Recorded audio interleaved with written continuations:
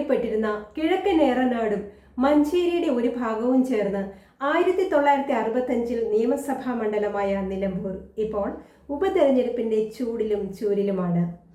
9 വർഷം നിലമ്പൂരിനെ നയിച്ച CPM സ്വതന്ത്രൻ PV അൻവറിന്റെ രാജിയെ തുടർന്നാണ് ഇപ്പോൾ ഉപതെരഞ്ഞെടുപ്പ് നടക്കുന്നത്. വോട്ടെടുപ്പിന് ദിവസങ്ങൾ മാത്രം അവശേഷിക്കെ വിജയം ആരുടെ കൂടെ ആയിരിക്കുമെന്ന ആകാംക്ഷയിലാണ് കേരളം.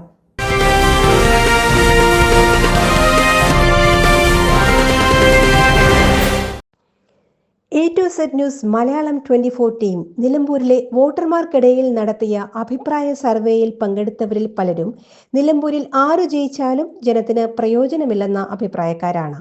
വന്യമൃഗങ്ങളുടെ ആക്രമണം മൂലം കുടിയേറ്റ കർഷകർ അനുഭവിക്കുന്ന ക്ലേശങ്ങൾക്ക് കണക്കില്ല. മലയോര ഹൈവേയുടെ നിർമ്മാണം പാതി വഴിയിൽ നിൽക്കുന്നു. വഴിക്കടവ്, മൂത്തേടം, ചുങ്കത്തറ, എടക്കര, അമരമ്പലം, പോത്തുങ്കൽ, കരുളായി പഞ്ചായത്തുകളും നിലമ്പൂർ നഗരസഭയും അടങ്ങിയ നിലമ്പൂർ മണ്ഡലത്തിൽ 2,30,000 വോട്ടുകളാണുള്ളത്. ഇവയിൽ പോത്തുങ്കൽ, വഴിക്കടവ് പഞ്ചായത്തുകൾ തമിഴ്നാടുമായി അതിർത്തി പങ്കിടുന്ന പശ്ചിമഘട്ട താഴ്വരയോട് ചേർന്ന് കിടക്കുന്ന പ്രദേശങ്ങളാണെന്ന പ്രത്യേകതയുമുണ്ട്. ക്രിസ്തീയ മുസ്ലിം വിഭാഗങ്ങളുടെ വോട്ടുകൾ മണ്ഡലത്തിന്റെ വിധി പറയുന്നതിൽ ഇത്തവണ നിർണായകമാവും. നിലമ്പൂരിലെ 7 പഞ്ചായത്തുകളിൽ 4 UDF ഭരണത്തിലും മറ്റു 3 പഞ്ചായത്തുകളും നഗരസഭയും LDF ഭരണത്തിലുമാണ്. ഇടത് വലത് മുന്നണികളും തൃണമൂൽ പിന്തുണയുള്ള PV അൻവറും NDA സ്ഥാനാർത്ഥി മോഹൻ ജോർജും SDPIയുടെ സാദിഖ് നടുത്തൊടിയുമടക്കം 12ഓളം പേരാണ് ഇത്തവണ മത്സരരംഗത്തുള്ളത്.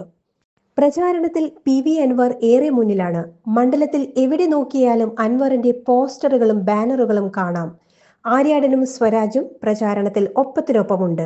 നിലമ്പൂർ പട്ടണം കേന്ദ്രീകരിച്ച് ഇരു മുന്നണികളുടെയും പ്രചാരണം കൊഴുക്കുമ്പോൾ ഗ്രാമീണ മേഖലകളിൽ പ്രവർത്തനം കൊഴുക്കുന്നില്ലെന്നതാണ് യാഥാർത്ഥ്യം. PV അൻവറിനെ പിന്തുണയ്ക്കുന്നവരിൽ അധികം പേരും കുടിയേറ്റ മേഖലയിൽ നിന്നുള്ളവരാണ്. 9 കൊല്ലം കൊണ്ട് ഒരുപാട് വികസനം കൊണ്ടുവന്നെങ്കിലും മണ്ഡലത്തിലെ വോട്ടർമാരോട് അനുവാദം ചോദിക്കാതെ തന്നിഷ്ടപ്രകാരം രാജിവെച്ചൊഴിഞ്ഞത് ശരിയല്ലെന്ന അഭിപ്രായമാണ് മണ്ഡലത്തിൽ ബഹുഭൂരിപക്ഷം പേരും പങ്കുവെക്കുന്നത്. PV അൻവറാണ് ഈ വന്യമൃഗങ്ങളെ ഇതിനൊക്കെ PV അൻവറാണ് ഈ ഏരിയയിലേക്കൊക്കെ കൊണ്ടുവന്നത്. അതായത് സ്കൂള് ഹൈടെക് ആക്കിയൊക്കെ PV അൻവറാണ്, അല്ലാതെ ആരുമല്ല. പിന്നെ പിണറായി അതിന് എതിരായിട്ട് നിന്നു. പറഞ്ഞത് കേട്ടില്ല, ഓന് പിൻവലിച്ചു.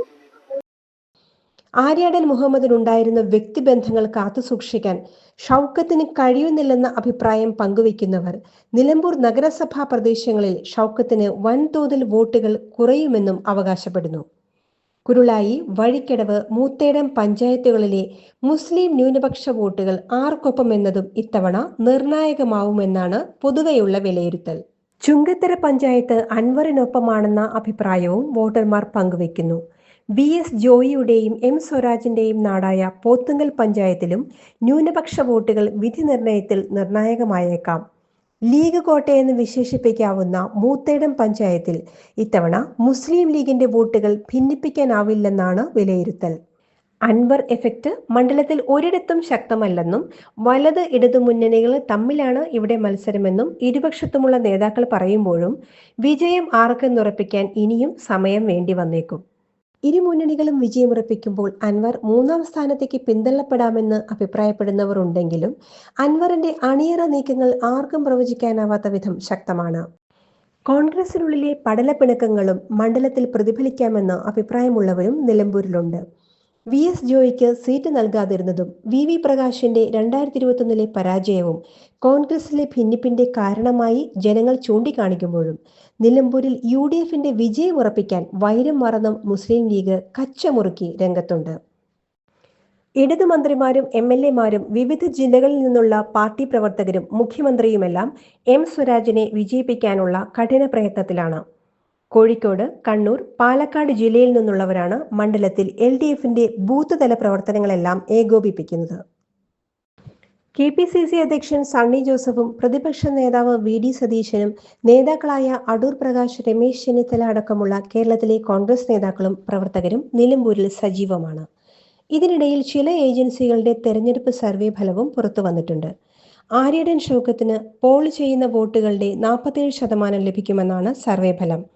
37% വോട്ടുകൾ എം സ്വരാജിന് കിട്ടുമെന്ന് പറയുന്ന സർവേയിൽ വെറും 4% വോട്ടുകളിലേക്ക് അൻവർ ചുരുങ്ങിപ്പോകുമെന്നും ലോക് പോൾ ഏജൻസി വ്യക്തമാക്കുന്നു. ഈ ഫലങ്ങളെല്ലാം അപ്രസക്തമാവും എന്ന ഉറച്ച നിലപാടിലാണ് അൻവർ പക്ഷത്തുള്ളവർ. 9 കൊല്ലം കൊണ്ട് നിലമ്പൂരിന്റെ മനസ്സറിഞ്ഞ അൻവറിനെ വോട്ടർമാർ ചേർത്തു പിടിക്കാതിരിക്കുമോ എന്ന പ്രവർത്തകരുടെ ചോദ്യത്തിനും പ്രസക്തിയില്ലെന്ന് പറയാതെ വയ്യ. നിലമ്പൂർ പട്ടണവും ഗ്രാമീണ മേഖലയും തെരഞ്ഞെടുപ്പിന്റെ ചൂടിലാണ്. എങ്ങോട്ട് നോക്കിയാലും പ്രചാരണ വാഹനങ്ങൾ മാത്രം. താമസത്തിന് വേണ്ടത്ര ഹോട്ടൽ മുറികൾ കിട്ടാനില്ലാത്ത അവസ്ഥ. വിജയപ്രതീക്ഷയിൽ അരയും തലയും മുറുക്കി സ്ഥാനാർത്ഥികളും പ്രവർത്തകരും മത്സരം കൊഴുപ്പിക്കുമ്പോൾ വിജയം ആർക്കൊപ്പമെന്ന ചോദ്യത്തിന് അത്ര പെട്ടെന്നൊന്നും മറുപടി പറയാൻ ആർക്കും കഴിയില്ല. A to Z News, Malayalam 24.